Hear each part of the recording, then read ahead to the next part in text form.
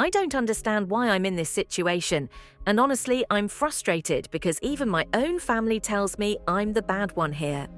More than 17 years ago, my ex-husband cheated on me with a woman I didn't know, but she knew me.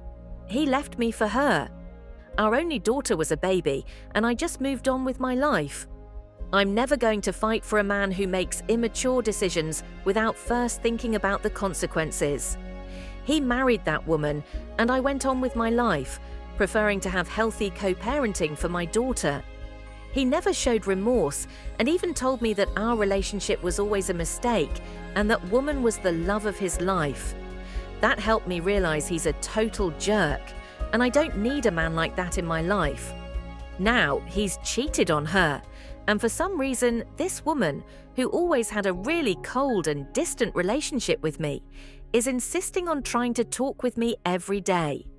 I found out about the infidelity from my daughter, who wasn't affected by it, so I didn't think too much about it. The only thing that worried me was knowing if he was going to be able to continue having our daughter at his house on weekends as always. But his wife started sending me messages explaining what happened when I never asked her for details. In the past, I only spoke to her if her husband didn't answer my texts about my daughter. It's obvious that she needs to talk about it. It doesn't matter if I answer dryly because she sends me long audio messages talking about it anyway. I understand that she needs to talk about her husband's infidelity, but why me? I don't want to be rude, but I don't care how she or he feels. In one of her audio messages, she says, "You know how I feel now, like, I guess." But that was 17 years ago. It's not the same. And if I'm being 100% honest, she can't compare herself to me at all.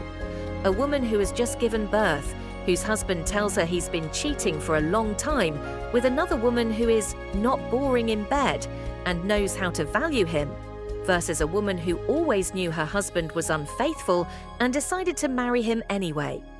I've tried to ignore her as much as I can, but when I talk to my family or friends about this, almost all of them told me things like, "Oh, but she must feel lonely. But she wasn't to blame for being the other woman. I think you should be more empathetic. We all need someone to talk to." Or my favorite one, "She's not to blame for him being a cheater. You should understand her because she needs help." I understand that she's not to blame for him being a cheater, but she, a totally adult woman at that time, decided to marry a man she knew was sleeping with her while his wife was pregnant. So why should I now carry the burden of helping her when she never helped me by saying, "Hey, your husband slept with me, and that's really awful because he's married to you"? That's what I would do if a married man flirts with me. If she didn't do any of that, then why is it my duty as a feminist to force myself to be her friend? It doesn't make sense, and the worst thing is that almost all the women around me tell me that I should help her and be her listening ear when I don't want to, or feel empathy for her or for him. I think she and he knew very well what they were getting into. I don't understand why I should be her free therapist now. Being cheated on is not my whole personality. I don't need to talk about that 24/7 with her. I just chose to ignore her, and that's what I'm going to continue doing because I just don't care how she feels, even if I'm a bad feminist for not feeling empathy. A few days ago, I had a really stressful day, and the last thing I needed was to see her messages in my WhatsApp, so I just exploded. I had planned to continue ignoring her, but I was upset about work issues, and I ended up telling her everything. I sent her an audio message telling her that I'm not interested in her life or in the fact she's suffering. I told her that I'm not her friend, nor am I interested in being one. She never asked me for forgiveness, and now she expects me to start some kind of support group for women cheated on by my ex. I told her she knew very well what she was getting herself into. She knew my ex was capable of cheating on the mother of his baby, but she still decided to marry him and live the stupid fantasy that she could change him and that she was different from all the other women he had been with. It was 5 whole minutes of telling her that her situation and mine are nothing alike. I think that was my greatest catharsis. She got upset and we started arguing. It was quite tiring, and the last thing I want is to have problems after 17 years of having normal co-parenting. I know they're not going to get divorced, which means I will have to live with her in my life forever, so I sent a message to my ex, forwarding one of the audio messages she sent me. I took the time to listen to them all, and she never apologized to me. They were just recordings of her complaining and wanting us both to speak badly about him, or wanting to have me as her free therapist. I told my ex to tell his wife to calm down and pay for a psychologist. He apologized to me and said they're both working on their marriage, so they're at the stage where she still feels angry and insecure with him. Since I supposedly suffered the same, no, it's not the same, she felt that we could share the pain. He told me they both started attending online conferences by some couple who teach how to get over infidelity. Sometimes I feel envious of people who can scam others so easily. I told him that I am not friends with his wife and that this affects our co-parenting, so he should put a stop to her if she doesn't understand what I'm saying. In the end, he reluctantly told me he was going to talk to her, and I've gone 3 days without any message from her, so I guess it worked. I don't care if they live a happy or miserable marriage. I don't care if she's happy knowing that he cheated on her but stays with him anyway. I just want to live in peace without getting into trouble with people who, at over 40 years old, are still mentally living in high school. My mother was actually part of the problem here. She was a lover for many years when I was a teenager and into my adulthood. Her relationship with a married man lasted for years until he died. I think his wife never found out about the affair. That's why my mum manipulates me so much into not judging my ex's wife, because no one chooses who to fall in love with. My mother always reflected herself in that woman, which is why she said my ex-husband and his lover are soulmates, and I shouldn't get in their way. I was very young at the time and could only lean on my mother for support, and, well, narcissists always catch vulnerable people. Nowadays, I don't have much contact with her, but my daughter spends time with my family. As for my friends, I'm a feminist activist, and opinions regarding the other woman are divided because most of them take a more liberal stance. It's often seen as misogynistic to judge these women because they are single and the man is the one we should blame, and we need to be supportive of other women. I expected that reaction from most of them, and I agree with that in most cases, but not in this one. I can feel empathy when the woman didn't know the man was married, or when she's a minor being groomed. But in this case, I don't feel any pity because she knew exactly what she was doing. Women can also be mean and cruel. Women can also choose to be the bad guys in a story without someone manipulating us, because we're not weak. And my ex's wife is that kind of woman. No one manipulated her into doing anything.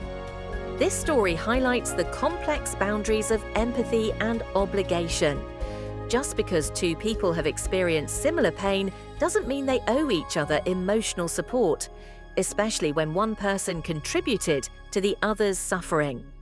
The narrator's refusal to be a free therapist isn't about lacking compassion, but about maintaining healthy boundaries and self-respect. There's a cultural pressure, particularly among women, to be eternally understanding and available for emotional labor, regardless of personal history or feelings. But true feminism includes respecting a woman's right to protect her own emotional well-being and set boundaries with people who've harmed her, even indirectly. Sometimes the healthiest response to drama isn't engagement, but distance. The narrator's journey reminds us that moving forward doesn't always mean forgiving or befriending those connected to our past trauma. It can simply mean acknowledging what happened and choosing peace by not allowing those people back into the emotional center of our lives. I'm a 41-year-old father with a 13-year-old daughter who is the light of my life. Her mother passed during childbirth. For the past decade, I've tried dating, but with disastrous results. A year before my daughter Stephanie was born, my wife Joy bought me a border collie pup, who I named Flip. Somehow it was Flip who managed to keep me sane during the first 2 years after my wife's death. He was my best friend. He guarded Stephanie and protected her, like he was an extra dad. Steph loved Flip so much. Every vacation, every trip, she insisted on bringing Flip. And of course, that was more than okay with me. Last year, I finally struck gold. I met Donna, who helped fill the void in my life after Joy's passing. She's warm, kind, and intelligent. She took to Stephanie like a champ, and even though she doesn't like dogs, Flip won her over. Everything was looking up. Donna moved into my house a month ago. Then Flip developed cancer, and I had to take him to the vet to be put down. I'm not ashamed to say I cried almost the entire day. Stephanie, too. She's devastated. When I told Donna, she said, "Oh well, time to get a cat now so we can both enjoy a pet." I couldn't believe what I heard. I told her my best friend died, and she was so dismissive. She replied that, "It's just an animal, no biggie." My heart shattered all over again. Of course, Steph heard the exchange and now doesn't want anything to do with Donna. She won't talk to her. I made up the guest room and told Donna she's sleeping there for a while. She got mad and is now not speaking to me. I'm thinking of breaking up with her because she can't see how much Flip meant to us. She seems unable to see that my emotions are valid. Flip was a dog, but more importantly, he was family. She can't see that. Right now, I'm heartbroken and exhausted, and I want to sleep for a whole week. Donna's had pet cats before whom she loved, so she has had experience with the loss of a pet. Her tone was so dismissive, I can't get it out of my head. After my overnight shift at work, my coworker Tanya, who I've worked with for 4 years, had a present for me. A small chocolate cake shaped like a dog bone with Flip's name on it. I just about lost it. Tanya is the best and a great coworker. Her husband is a good friend too. We talked, and she understood that I needed to vent my feelings about the situation. After work, I picked Steph up from school, and we had a long talk in the car. I told her I was going to talk to Donna about how her words hurt us, and asked if she wanted to be part of the conversation. She said no, but added that she trusted me to make the correct decision. My kid is awesome. I sat Donna down after she came home, and we had a heart-to-heart talk. She grew defensive and almost got up and left, but I told her if we couldn't talk this out, there was no future for us. Then I showed her how many people agreed that her reaction was insensitive. As she read the responses, she started to cry. After a few minutes, we talked, and it came out that she considered Flip to be part of my old life that I had with Joy, and that with his passing, I could focus on our relationship more. To be honest, I almost lost my composure right there, but managed to stay calm. Anger is a secondary emotion indicative of deeper trauma, so I kept that in mind during the conversation. I told her that Joy and Flip will always be part of my life, just like Stephanie, and nothing can change that. I said that they are part of me and helped shape the man I am today. If she can't recognize that, understand my pain, and feel empathy, then this relationship is doomed. To make a long story short, she's moving out, and we are taking a break from each other for a month or two to reflect on our priorities. Not that I need that. I know my priorities, my needs, and wants for a relationship. She must decide if her priorities coincide with mine. After thinking it over, I realized we were never going to mesh well and be healthy together. Donna is gone for good. Stephanie and I are doing fine. We had dinner with Tanya and her husband. It was a good evening. We will get another dog soon. No dog can replace Flip, but I want someone there with Steph when I'm not home. We're going to go for a rescue dog and let Steph pick them out. I'm going to get Tanya and her husband a gift. Since I leaned on them so much during this difficult time, she was the first to hear about the situation with Donna. I'm not going to date for a little bit. It's all too ponderous, and this experience is still too fresh. The pain of losing Flip was still raw, and my mind was jumbled. It's nice to have gotten a second opinion from people with no skin in the game. This story reveals how the way we respond to others' grief can define a relationship. When we love someone, we honor what matters to them. not because we necessarily share their attachments, but because we respect their emotions. Flip wasn't just a dog. He was a connection to a lost wife, a guardian for a daughter, and a steadfast companion through the darkest days of grief. Donna's reaction exposed a fundamental incompatibility. Not simply that she didn't love Flip, but that she couldn't honor his place in this family's heart. Her view of Flip as competition, rather than as part of the man she claimed to love, showed she wanted replacement, rather than integration into their lives. Sometimes, it takes losing something precious to reveal what truly matters in life and in relationships. In choosing to honor his connection to Flip, this father also chose to protect the emotional well-being of his daughter and himself. Some bonds, like the ones we form with our beloved pets, transcend simple explanation. They become part of who we are, and the right partner will understand that without explanation. I have been dating my girlfriend for 4 years, and I love her about as much as it's possible to love anyone. I honestly melt inside at just the thought of her. My girlfriend speaks with a stutter, which I know she is self-conscious about. Yesterday, I was chilling at home with my girlfriend. I live with my parents, but she had come to visit, and at the same time, my brother, who is 16, had some friends over, and they were playing video games in his room. I also have a sister who is 18. My girlfriend went to the bathroom, and when she came back, she was crying. When I asked her why, she told me that on her way back from the bathroom, she was walking past my brother's room and overheard him saying to his friends that I had the stupid girl who doesn't know how to speak with me and that he doesn't know why I would be with a weird girl who can't talk properly. I was absolutely furious about this. After my girlfriend had gone home, I immediately told my parents about what my brother had said. I expected them to be as outraged as I was and to discipline my brother appropriately. Instead, my parents just said that my brother is just a kid, and they called my girlfriend too sensitive and claimed that it wasn't a big deal. I absolutely lost my temper with my parents as well as my brother, who I called a nasty, disrespectful pig. I then went to my girlfriend's house and stayed with her and her cats because I was so angry with my family. My parents kept texting me saying I was overreacting and continuing to insist my brother was just a kid. It was very odd because my dad has always been nice to my girlfriend, and my mom has actually been very affectionate towards her, so for them to disregard her feelings seemed very two-faced.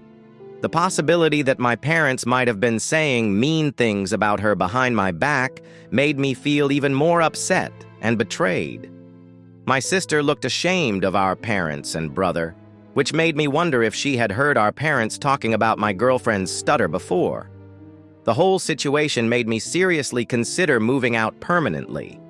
After I had calmed down a bit, I decided to take a different approach.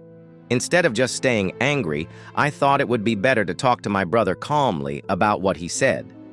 My girlfriend decided to come with me, which showed incredible strength on her part. When we sat down with my brother, he actually did apologize to both of us. We asked him to explain honestly why he said those hurtful things. My brother admitted that he was trying to look cool in front of his friends. He then revealed something that helped us understand, though not excuse, his behavior. These same friends had been teasing him for not having a girlfriend after the girl he asked out rejected him. I asked if he was jealous of me because I have a girlfriend, and he admitted that he was, especially after getting teased for being rejected. That moment of honesty opened up a real conversation between us. My girlfriend and I discussed the situation with my brother and explained to him that these boys are clearly not true friends, judging by the way they are acting. We further explained that he shouldn't feel like he has to act cool to impress people, and we also reminded him that saying mean things about someone is definitely not cool. We advised my brother to stick up for himself and to not hang out with these people who tease him, and that he should report them if it gets worse. It felt strange to be in the position of offering this kind of guidance, almost like being a parent rather than a brother. But someone needed to step up and address the situation properly. My brother did apologize sincerely to me and my girlfriend. When I asked if he might have heard my parents commenting on the way my girlfriend speaks, my brother insisted that this was not the case, I wasn't sure whether to believe him about that or not, but I wanted to. After the chat we had with my brother, I told my parents about how disappointed I was with them and about how my girlfriend and I had just done what they should have done. I made it clear that I had expected better from them as parents and as people. I was extremely disappointed in my parents, as I really trusted them to be better than this, but unfortunately, things did not change with them. My parents were actually angry with us for talking to my brother about this, and they claimed we were both overreacting. I made it clear to my parents that, in fact, they were underreacting. I told them they should be thanking us for doing the job that they couldn't be bothered to do. Unfortunately, my sister has also been having trouble with my parents because she tried to talk to them about this situation too. It seems like anyone who tried to hold my brother accountable or suggest that my girlfriend's feelings matter was getting pushback from my parents. Because of the way my parents are acting, I've decided to move in with my girlfriend permanently. She has her own place with her cats, and it's a much healthier environment. Before the move, I'm taking my girlfriend on a surprise vacation for Valentine's Day, as I know she loves a nice surprise. In a couple of weeks, when we get back from vacation, I'll officially move in with her. And interestingly, my sister is moving in with us too. My girlfriend's place has a spare room, and my sister was very eager to accept the offer to get away from our parents. My girlfriend and my sister are very close and honestly act like sisters themselves, so the three of us living in the same place will be great. Despite everything, my girlfriend also assured my brother that she forgives him, and he is still welcome to visit us. I plan to stay involved and check in on my brother regularly. He may feel left out with both me and my sister moving out, leaving him alone with our parents, and that could easily turn to resentment. I don't want to abandon him even though I'm leaving that house. The whole situation has been eye-opening for me. I always thought my parents were supportive and kind people, but their reaction to this incident has made me question how they really feel. I'm disappointed and hurt, but I'm also proud of how my girlfriend handled the situation with such grace and forgiveness. The way she extended understanding to my brother, even after being hurt by his words, just confirms what I already knew. She's an incredible person with a beautiful heart. Her stutter doesn't define her. Her kindness, strength, and compassion do. Moving forward, I'm excited about starting this new chapter of my life with my girlfriend and sister. It's not what I expected, but sometimes families form in unexpected ways. My girlfriend's cats seem pretty excited about the arrangement too. More people to give them attention.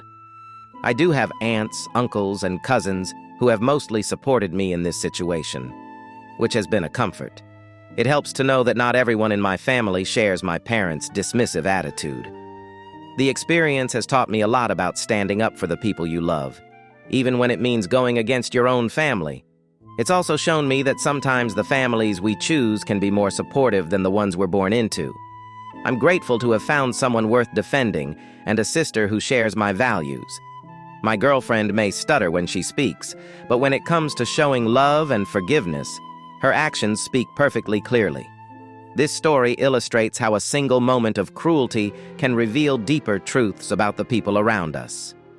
What began as an insensitive comment from a teenage boy evolved into a profound discovery about family dynamics, parental values, and the true meaning of standing up for someone you love.